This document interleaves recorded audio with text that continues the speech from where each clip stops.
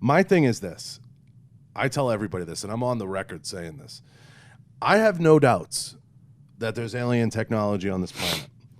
You look at the advancements the last 100 years or so, and you have to acknowledge it. There's no question. There's no way we go from a telephone or tapping something and sending Morse code across the universe to where we are today in 100 years, like that, after 5,000 years of dust. Yeah, no, I mean, I think World War II did some serious advancements to it, but I also think that World War II did some serious discoveries in figuring out how, either where aliens may have been, or how to communicate with them, or what technology was somehow left and figured out how to be utilized at this point. But I mean, there's just a major shift in technology, that has happened in the last 100 years. I mean, too much of a shift, like way too much of a shift.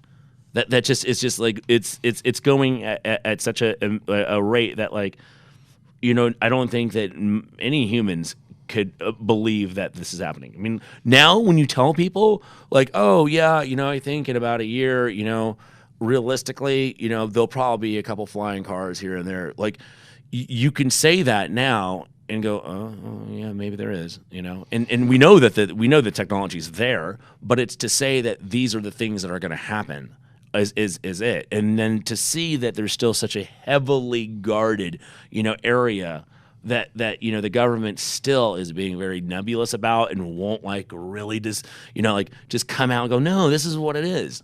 It's so highly secretive still, and there's still so many things that are locked up inside of there that nobody is either allowed to talk about or just obviously won't talk about it.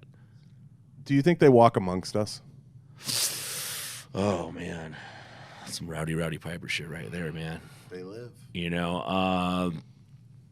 There could have been some interbreeding with some aliens at some point in time, and there could be definite alien DNA that has become something that is now part of a new evolved human race. But I mean, look at humans in general, though. Humans have changed dramatically.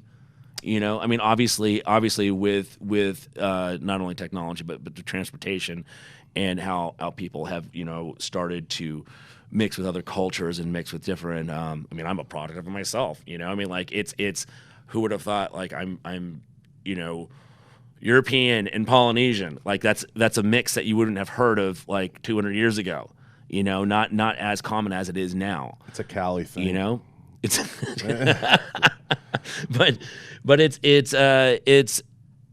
just there, man. I mean, it's crazy when you get into this stuff because it causes such a reaction, even a visceral reaction from people, because people are so passionate about it. And I know, what, in a negative way or in a positive way? Like what? Because I don't know what you're seeing. I think you get a little bit of both. I Which think some people are passionate that there's no way.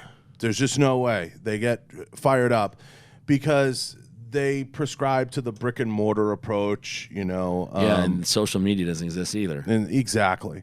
So I'm a little bit of both. I don't think aliens walk amongst us, and I'll say why.